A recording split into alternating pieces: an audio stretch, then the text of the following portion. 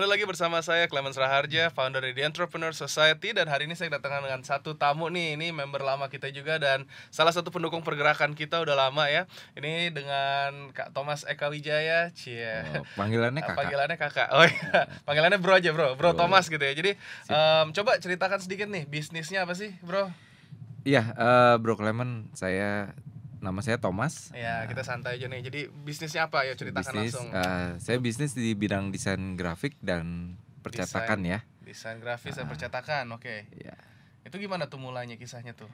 Mulai kisah saya berusaha, saya berbisnis, awal mulanya memang saya pekerja kantoran ya. Pekerja kantoran, tetapi sering beriring waktu, setelah saya memiliki keluarga, saya melihat kayaknya penghasilan ini tidak mencukupi untuk keluarga. Oke, nah itu awal motivasi dan akhirnya saya coba berusaha untuk terjun berwirausaha sendiri. Nah, kata orang kan wirausaha sendiri ada kebebasan waktu dan kebebasan finansial nih. Ya, Brokoli ya. Nah, itu ya saya mulai dari awal, dari sendiri, berusaha sendiri.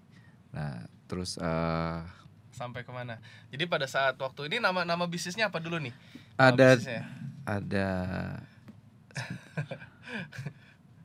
Ada dua usaha ya, ada dua usaha bisnis. Yang pertama yang sudah berjalan lama itu namanya Karya Printing. Itu yang bergerak memang di dalam bidang desain grafik dan percetakannya. Yang kedua, saya lagi bangun brand juga, namanya Creative Work Indonesia atau creativework.id ya. Nah, itu untuk segmen retail untuk menggarap wall decoration. Jadi kayak kanvas, wallpaper, stiker. Jadi pas lagi waktu dulu pertama nih kan masih kerja ya, kerja sama orang tuh dulu kerja apa nih kok kalau boleh tahu? Oh, kalau waktu itu kerja karena saya backgroundnya IT, waktu itu kerja di bidang komputer juga bukan di perusahaan real estate agent, tetapi komputer ya. Bidang EDP ya, bidang IT. Oke. Nah, terus kalau mau terjun kenapa jadi masuk ke arah printing? Oh ya, jadi agak jauh juga ya dari kuliah dari kuliah komputer dari IT kerja di property agent, terus sekarang berusaha di bidang desain grafik dan percetakan karena waktu itu memang keluarga berusaha di bidang percetakan. Dari papa mama sudah percetakan. Sudah ada background percetakannya. Oke. Jadi ini nerusin atau bikin baru? Bikin baru dari awal. Oke. Gimana tuh pas lagi? Ini udah berapa tahun sih dari karya printingnya sendiri? Kita mulai dari tahun 2000. Saya mulai dari tahun 2006. 2006. Udah lama tuh. Ya, belasan sekitar tahun ya. Sekitar 2019 jadi 13 tahun ya. Iya. Itu gimana tuh pas waktu baru mulai tadi sendirian? Ya.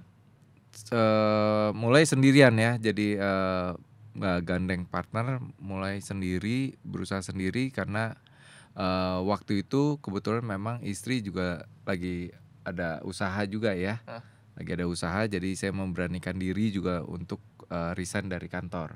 Nah, tahun 2005 itu resign dari kantor. Nah, mulai 2006 tuh kita mulai usaha. Saya mulai usaha sendiri.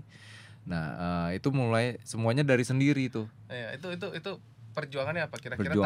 Tantangan terbesarnya pada saat waktu baru mulai. Biasa kan kita ngomong kalau kita baru mulai terjun tuh dari yang tadi udah kerja, banyak teman-teman kita yang mungkin mendengarkan ini juga kan penasaran ya. Ada mereka punya satu impian pengen terjun ke dunia wirausaha, cuman mereka takut kalau misalnya mereka harus kehilangan main income-nya nih, gaji bulanannya. Dan terus habis itu kan mempertaruhkan resiko.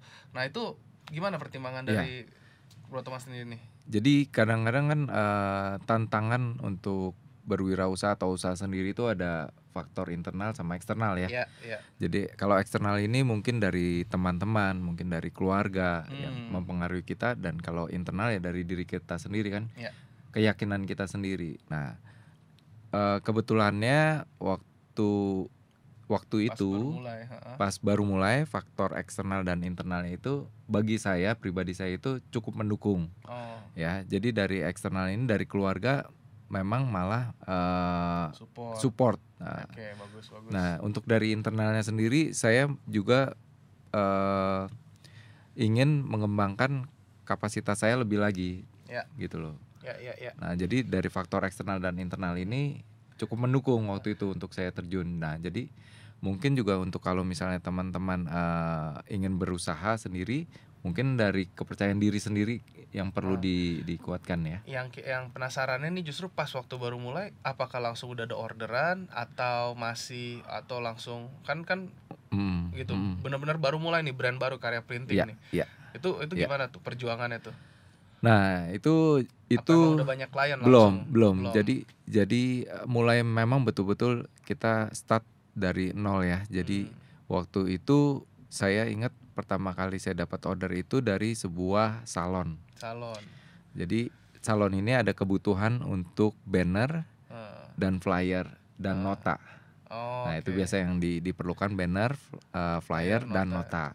Nah, itu saya mulai sendiri semua tuh, Bro Clay.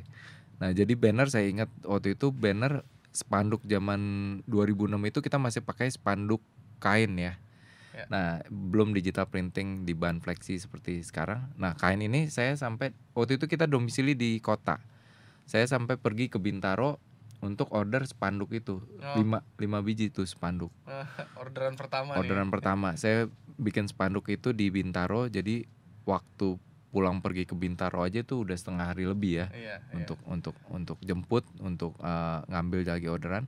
Lalu nota yang saya ingat itu nota. Jadi setelah saya cetak, saya masih kerjain sendiri.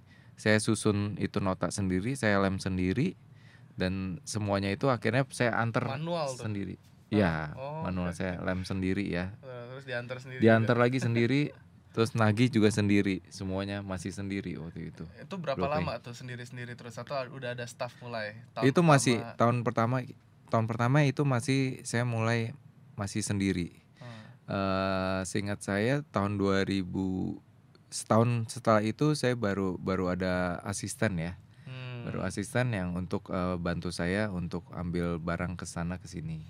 Baru mulai gitu. Di situ ya, asisten. Terus penjualan gimana tuh? Itu tahun pertama pasti sepi banget kan? Penjualan ya masih sepi lah ya. Orang belum kenal dan belum ada marketing, dan marketing ini hanya dari mulut ke mulut nih. Iya, dari biasalah gitu kan. Jadi dari teman-teman kita tawarin, sekarang nih saya main cetakan. Terus dari saudara-saudara, nah dari teman ke teman aja jadinya baru itu. Iya. Sekarang kalau boleh tahu tim udah berapa kok? Sekarang tim di kantor kita ada 7 orang. 7 orang. Tadi dari 1 sendirian, sekarang 7 ya, berkembang pesat tuh lumayan. Ya lumayan, puji Tuhan. Keren. Nah, selain gitu ada nggak pernah ngalamin mungkin kayak bond yang nggak dibayar? Iya. Nah, dalam berusaha itu pasti dalam bisnis ada sesuatu gitu. Resiko yang memang bisa terjadi ya. Jadi beberapa kali dan cukup sering juga sih, kadang-kadang invoice itu kita udah tagihkan juga ke customer, tetapi karena satu dan lain hal gitu ya, mungkin kantor customer itu ada yang pernah pindah juga. Pindah juga kita nggak tahu akhirnya mau tagih kemana. Kabur. Terus ada satu orang juga yang dia sudah memesan tetapi pada akhirnya produknya dia sendiri nggak laku, akhirnya dia nggak bisa bayar. Seperti ya nggak bisa bayar gitu. Tapi semua itu resiko bisnis ya. Yang penting kita berusaha dulu di awal memberikan yang terbaik. Betul. Gitu. Nah, kalau dari Kak Thomas sih, kalau lagi berusaha nih pas lagi waktu itu pernah ngalamin down nggak, sampai yang kayak aduh kayak mungkin nggak sih gue lanjut nih gitu? Pernah kepikir gitu nggak? Hampir putus asa mungkin, tagihan-tagihan tadi nggak kebayar atau apa, kepepet? Sampai saat ini ya belum pernah sampai down sekali ya. Belum pernah down sekali karena masih beberapa orderan atau beberapa klien ini tetap masih day by day ini masih ada muter nih. Ya, masih muter, continue terus. Jadi belum sempat memikirkan hal-hal yang enggak gitu. Bagus dong kalau gitu, puji Tuhan itu berarti puji Tuhan ya. Masih berjalan, berputar. Masih berjalan. Jadi ya mungkin itu karena hal itulah yang menyebabkan kita mungkin enggak berpikir yang enggak ya, masih ada order yang day by day. Ini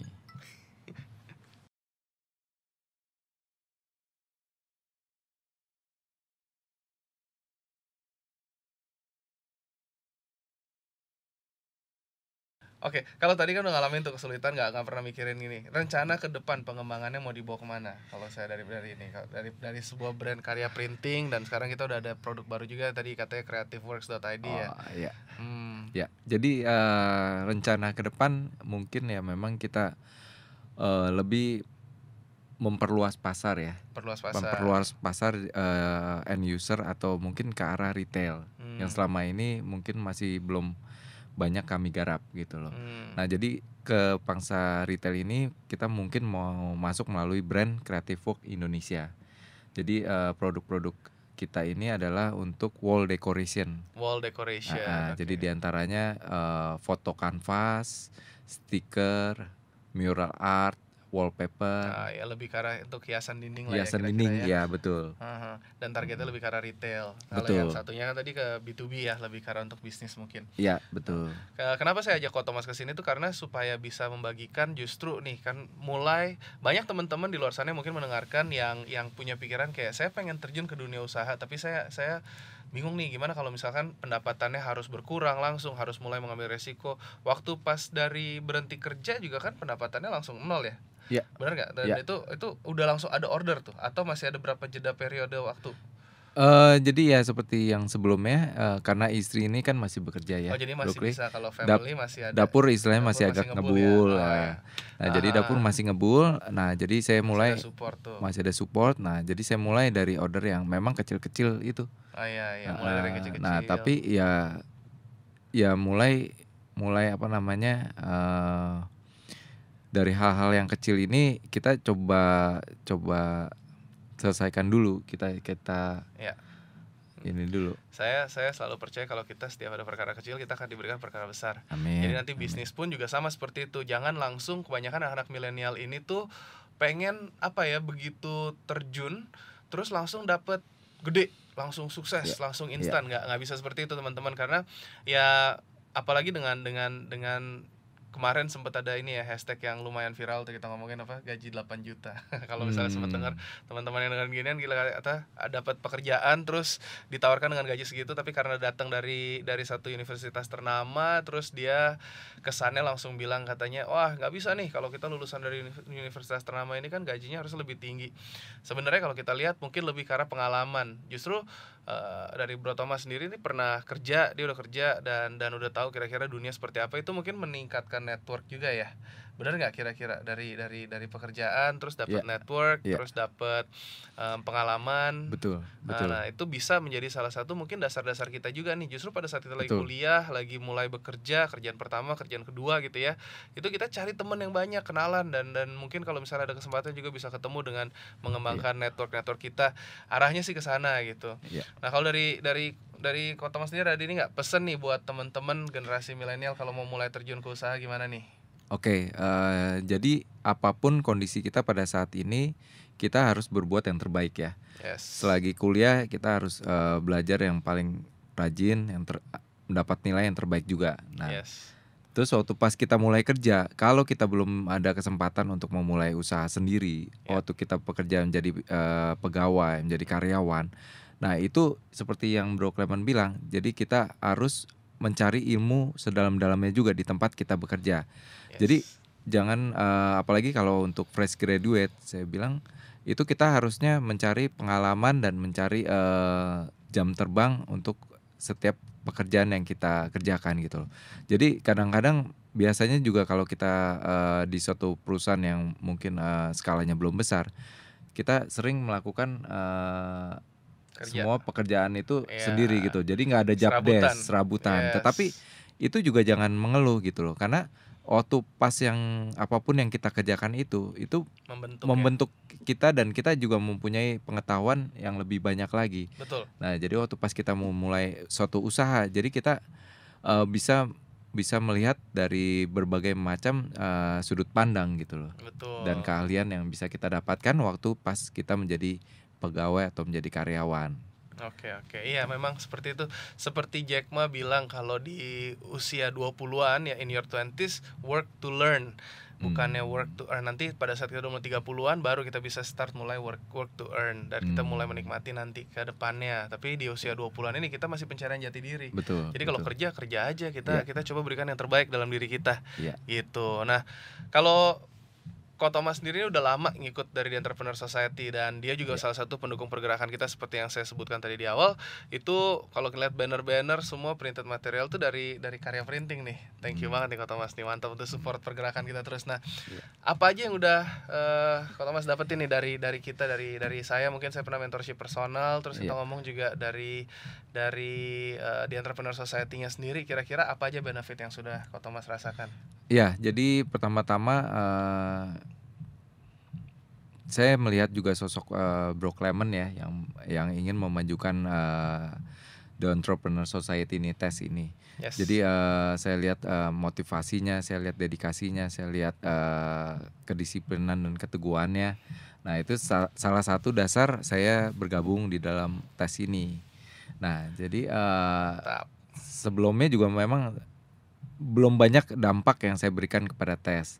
Nah, tetapi melalui wadah tes ini yang saya alami dalam beberapa waktu adalah tes ini mempunyai komunitas bisnis yang sangat positif ya. Jadi sudah lebih dari 200 member lebih ya, yang tergabung di dalam grup WhatsApp. Nah, di situ kita bisa berinteraksi, apakah ada peluang-peluang bisnis yang bisa dikerjasamakan dengan teman-teman tes yang lain, dan juga sering ada workshop bisnis ya, yang memanggil narasumber atau pembicara yang cukup kompeten di bidangnya, dan itu dan juga di dalam tes ini kita bisa memperluas networking kita. Gitu. Pokoknya banyak hal positif yang saya dapatkan dari tes. Mantap. Kalau orderan ada nggak orderan nih? Orderan ada.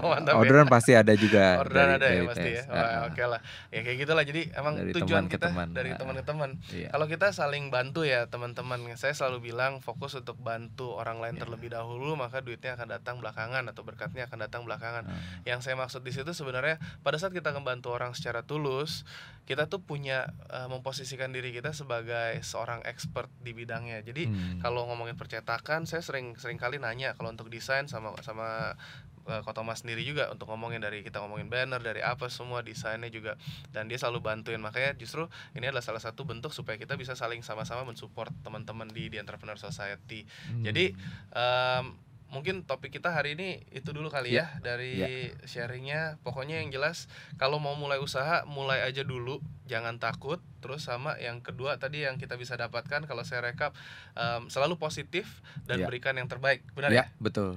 Ada pesan-pesan apa lagi mungkin mau ditambahkan dari Thomas?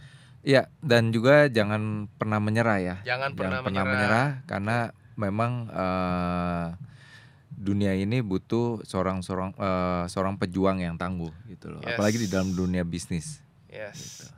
Oke, kalau gitu terima kasih udah datang, udah berbagi sama kita semua. Nanti kalau misalkan emang teman-teman ada yang mau hubungi Ko Thomas dari Karya Printing, hubunginnya kemana? Ada Instagramnya mungkin atau nomor teleponnya? Instagram bisa di Creative Work Indonesia. Creative Work itu creativework.id atau untuk webnya creativework.id. Kalau Instagramnya Creative Work Indonesia. Terus sama ada nomor telepon mungkin yang bisa dihubungi? Nomor telepon dari Ko Thomas atau langsung dari ini email aja? Boleh dilihat di Instagramnya aja. Boleh di Instagramnya aja. Oke, kalau gitu terima kasih udah datang. Buat teman-teman yang pengen nanti belajar atau kenal sama teman-teman baru di The Entrepreneur Society, boleh follow kita di Instagram di @entrepreneursociety.co ya, community organizer, jadi entrepreneursociety.co. Dan nanti ada event-event juga, datang aja ngumpul.